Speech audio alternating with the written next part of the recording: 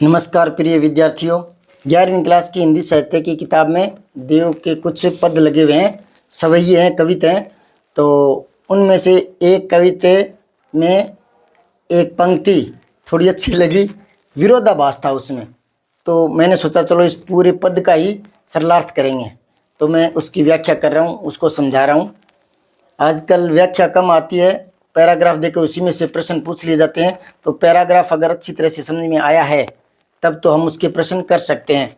तो पहले देव के बारे में थोड़ा जानते हैं, फिर सरलार्थ करवाऊंगा। कवि देव के बारे में इसलिए जानना जरूरी है क्योंकि 10वीं 11वीं 12वीं में कवि परिचय भी आता है, लेखक परिचय भी आता है। एक प्रश्न समझते हो, जानते हो ना। तो पहले देव के बारे में जानते हैं। जो देव है उसका पूरा नाम है देवदत्त द्विवेदी। ये इटावा के हैं, यूपी के, ठीक है। और रीतिकालीन है। रीतिकाल के भी 3 भेद कर सकते हैं, 3 भाग कर सकते हैं, रीतिबद्ध, रीति मुक्त, रीति सिद्ध। तो ये जो है देव वो रीतिबद्ध कवि हैं।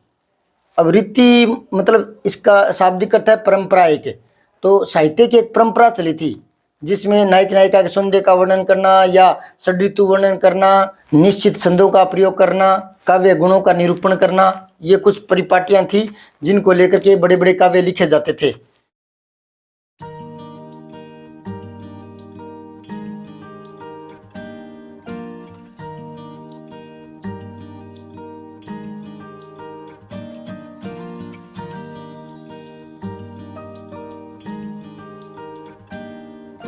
और इन्हीं का पालन करते हुए जब वो लिखते थे तो वो कवि नहीं आचार्य कहलाना ज़्यादा पसंद करते थे।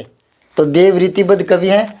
इनका जन्म जो है वो इटावा में मैंने बताया 1673 ईस्वी में हुआ था। अगर आपकी किताब में 1730 मिले तो घबराना मत है, क्योंकि 1673 तो सन में दिया हुआ है। अगर हम सन में न देख करके संवत में देखें तो वो बैठता है 1730। सन और संवत में 57 साल का अंतर है। सन में 57 जोड़ दो तो संवत बन जाता है। तो ये है 1773। अब इसमें 57 जोड़िए तो 1730 आ जाएगा। तो ये संवत में है और वो सन में है, ठीक है।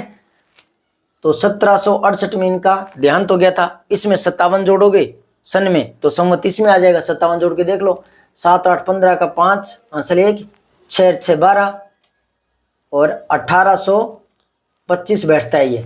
ये संवत में आ गया, ठीक है।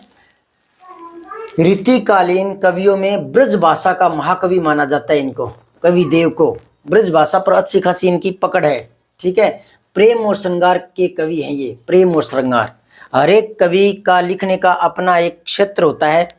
साधारण तरीके से बताऊं तो कोई देशभक्ति की रचनाएं ज़्यादा लिखता है, किसी को समाज से ज़्यादा सरोकार होता है तो सामाजिक जो विसंगतियाँ हैं, विडम्बनाएं हैं, उसके ऊपर वो अपनी कलम चलाता है। तो इन्होंने रीतिकालीन कवि है तो प्रेम और श्रृंगार के विषय उस समय ज़्यादा चलते थे और वही इन्होंने अपनाया, ठीक है। और ये दरबारी कवि थे। क्या होता है कि पहले जो कवि थे ना, जो श्रेष्ठ रचनाएं लिखते थे, करते थे, तो उनको दरबार में जगह मिल जाती थी। अब आप जानते हो आजकल तो मोबाइल है, टेलीविजन है, रेडियो है, मनोरंजन के बहुत साधन हो गए। लेकिन पहले जो राजा महाराजा होते थे उसमें टेक्निकल इतना विकास नहीं था। तो क्या होता था कि वो मनोरंजन के लिए या तो घुड़दौड़ करते थे या कवियों का दरबार लगाते थे, कवि सम्मेलन करवाते थे। तो जो अच्छा कवि होता था वो दरबार में जगह पा लेता था, एक तरह से उसकी नौकरी पक्की हो जाती थी। और जो जगह नहीं पाता वो गली गली में अपनी रचनाएं गा करके अपना पेट पालता था, अपनी आजीविका चलाता था। तो ये दरबारी कवि हैं। औरंगजेब के पुत्र आजम शाह के दरबार में ये रहे थे और उसके बाद तो कई जगह दरबारों में ये भटकते रहे थे, एक जगह टिके नहीं। क्योंकि दरबारी जो संस्कृति है इन्होंने देख ली कि वहाँ किस तरह से चापलूसी होती है, किस तरह से राजा की खुशामदी करके पद प्राप्त कर लिए जाते हैं। तो इस तरह का व्यवहार इनको पसंद नहीं आया था, इसलिए बार बार ये अपने आश्रयदाता बदलते रहे थे। एक भोगीलाल थे जिन्होंने इनकी रचनाओं की कदर की। रीतिबद्ध कवि है, औरंगजेब के पुत्र आजम शाह का दरबारी कवि रहे हैं ये। भोगीलाल ने इनके साहित्य की कदर की थी। भाव विलास, भवानी विलास, रस विलास, प्रेम चंद्रिका, सुजान मणि, सुजान विनोद, सुख सागर, ये कुछ एक इनकी रचनाएं हैं। कुछ एक है मोटी मोटी। वैसे इन्होंने 50 से 70 के लगभग, 50-70 यानी 50 से तो कम नहीं लिखी, 70 से ज़्यादा भी नहीं होंगी। तो इतनी रचनाएं ये लिख चुके हैं कवि देव। 11वीं में जो पाठ लगा है हिंदी साहित्य में, अंतरा भाग 1 में, उसमें देव के 3 पद हैं। मतलब सभी ये कविता है। एक है हंसी की चोट, दूसरा है सपना, तीसरा है दरबार। तो दरबार में तो दरबारी संस्कृति जो इनको पसंद नहीं थी, जो व्यवहार आचरण था किस तरह से झूठ सच, तो उसके ऊपर है ये सारा ही। और हंसी की चोट में इतना बताया गया है कि किस प्रकार कृष्ण हंसी हंसी में ही और गोपियों को छोड़ जाते हैं, तो पीछे से वो किस प्रकार परेशान होती है, वो चोट उनको असहनीय लगती है। तो उस प्रकार की बातें हैं। आज मैं जो करवा रहा हूँ वो करवा रहा हूँ सपना। कवि तो सवियों में ज्यादातर रचनाएं की है, और इनके जो प्रिय अलंकार है वो है अनुप्रास और यमक। और भी अलंकारों का प्रयोग किया है पर वो इक्के दुक्के आए हैं। ज्यादातर इनको प्रिय है अनुप्रास और यमक। अनुप्रास में क्या होता है, एक ही वर्ण बार बार आता है। बताया हुआ है पहले मेरा अलंकार वाला टॉपिक, आप देख सकते हो प्लेलिस्ट में जाकर।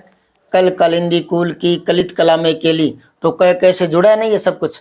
तो इसका मतलब है वो अनुप्रास अलंकार की छटा है उसमें, ठीक है। और यमक में क्या होता है, एक शब्द दोबारा आता है लेकिन दोनों बार अर्थ अलग अलग होता है, ठीक है। तो अब देखें ये पद, जहरी जहरी जीनी बूंद है प्रति मानो। जहां मानो आ जाता है ना वहां कल्पना होती है, और जहां कल्पना होती है वहां उत्प्रेक्ष्य अलंकार होता है। उत्प्रेक्ष्य में क्या होता है, एक चीज की दूसरी चीज में कल्पना करके दिखाई जाएगी, उनको बोलते हैं उपमेय उपमान। जिससे तुलना कर रहे हैं ना वो तो हो गया उपमान, और जिसकी की जा रही है वो हो गया उपमेय। तो कल्पना की जाती है, जैसे मुख मानो चांद हो, तो मुख की चांद में कल्पना कर दी ना, तो वहां उत्प्रेक्ष्य अलंकार होता है, मानो से पहचान लो।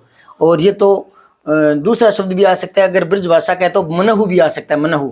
उत्प्रेक्षा में जानो मानो, जनहु मनहु, इस तरह के पहचानने के लिए शब्द मिल जाएंगे आपको, ठीक है। तो देखो क्या कह रहा है कवि, जहरी जहरी जीनी बूंद है प्रति मानो, गहरी गहरी घटा गहरी है। अब घ घ घ घ आ रहा है ना, अनुप्रास अलंकार है। यहाँ भी जहरी जहरी जिन्नी, तो यहाँ भी अनुप्रास अलंकार है। एक और अलंकार है यहाँ, एक ही शब्द दोबारा आता है ना और सेम अर्थ में आता है, उसी अर्थ में, तो उसको बोलते हैं पुनरुक्ति प्रकाश अलंकार। तो पुनरुक्ति प्रकाश अलंकार भी है, अनुप्रास अलंकार भी है, और उत्प्रेक्ष्य अलंकार भी है। तीन अलंकार यहाँ आ गए, ठीक है। आनी कहो श्याम मोसो, चलो झूलबे को आज, फूली न समानी। अब फूला न समाना ये भी मुहावरा है। तो मुहावरे ज़्यादातर गद्य में आते हैं, पर पद्य में भी कई बार जो कुशल चितेरे कवि होते हैं ना, वो लोकोक्ति मुहावरों का प्रयोग करके दिखा देते हैं। तो यहाँ मुहावरा आया फूला न समाना, मतलब अत्यधिक प्रसन्न होना। फूली न समानी भई ऐसी हो मगन में, कि मैं ऐसी मगन हो गई, भई मतलब होना। चाहत उठियो उठी गई सो निगोड़ी नींद, सोए गए भाग मेरे जानी व जगन में। आंख ये है वो जिसमें विरोधाभास अलंकार भी है, विरोधाभास अलंकार। तो 4-5 अलंकार आ गए। आंखी खोली देखो न मैं घन है न घनश्याम है, वे छाई बूंद मेरे आंसू हवे दृगन में। दृग मतलब नेत्र। तो देखो इसमें क्या कह रहे हैं कवि, कह रहे हैं कि जीनी जीनी और झरझर की आवाज के साथ बूंदाबांदी हो रही थी, बरसात का मौसम था और हल्की हल्की बूंदाबांदी पड़ रही थी, और चारों तरफ गहरा गहरा कर गर्जना के साथ जो उमड़ घुमड़ करके बादल जो घटाएं हैं वो छा गई थी गगन में, यानी आसमान में। और इसी समय उनको सपना आ रहा था। ऐसे मौसम में सपना क्या था, सपना ये आ रहा था कि कृष्ण भगवान सपने में आए और आकर बोले चलो झूलबे को आज, कि चलो सखी आज अपने घूमने को चलते हैं, तुम्हें झूला झुलाऊंगा, ठीक है। तो फूली ने समानी भाई ऐसी हो मगन में, कह रही है कि मैं ऐसी मगन हो गई, मन ही मन में इतनी खुश हो गई, और मैं फूली न समाई, यानी बहुत प्रसन्नता हुई कि आज मुझे श्री कृष्ण के साथ झूला झूलने का सौभाग्य मिलेगा। तो अपने सौभाग्य पर प्रसन्न हो रही थी। और जैसे ही आवाज आई कि चलो झूला झुलाने ले जाता हूँ तुम्हें, तो ऐसे ही वो उतावलेपन में खुशी में जैसे ही उठी तो नींद उड़ गई।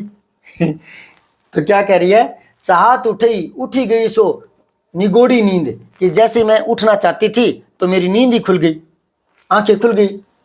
सोए गए भाग मेरे जानी वा जगन में, क्या मेरे जागने में मेरे भाग सो गई। ये है विरोधाभास। भी जाग गया तो सोए कैसे, सो गया जाग कैसे गया, है ना। लेकिन हल्का सा विरोधाभास अलंकार है। विरोधाभास अलंकार वहां होता है जहां देखने में बात थोड़ी अटपटी सी लगती है, लेकिन उसका भाव समझते हैं तो वो अटपटापन समाप्त हो जाता है, फिर बात सहज बन जाती है। तो क्या कह रही है वो कि सोए गए भाग मेरे, कि मेरे भाग सो गई, जबकि वो तो उठी थी, है ना। तो कह रहे जानी वा जगन में, कि मेरे जागने में भाग सो गई। कैसे, क्योंकि वो सोई हुई थी तो सौभाग्य का सपना ले रही थी, और जब जाग गई तब वह ना तो घन था और ना घनश्याम था, मतलब ना ही तो वो काले बादल थे, वो सुहाना मौसम दिख रहा था वो भी नहीं था, और ना ही घनश्याम यानी श्री कृष्ण भी नहीं दिखाई दिए।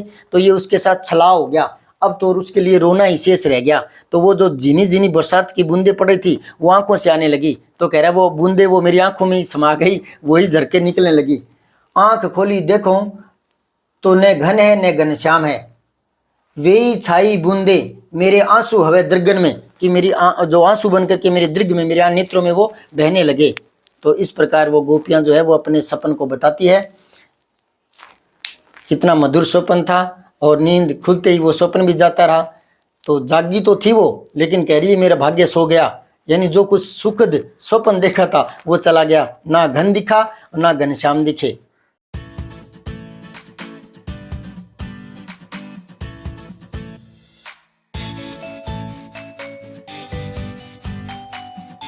अगर आपको किसी भी पुस्तक में 8वीं 9वीं 10वीं 11वीं 12वीं हिंदी साहित्य 11वीं हिंदी साहित्य 12वीं अनिवार्य हिंदी कोई भी चैप्टर अगर आपको हार्ड लगता है तो आप कमेंट में बताएं, मैं उसको समझाने का प्रयास करूंगा।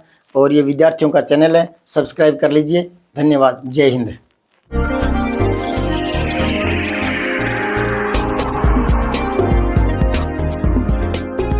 सारांश हिंदी क्लासेज, बिना परिभाषा रटे सरल उदाहरणों से हिंदी व्याकरण।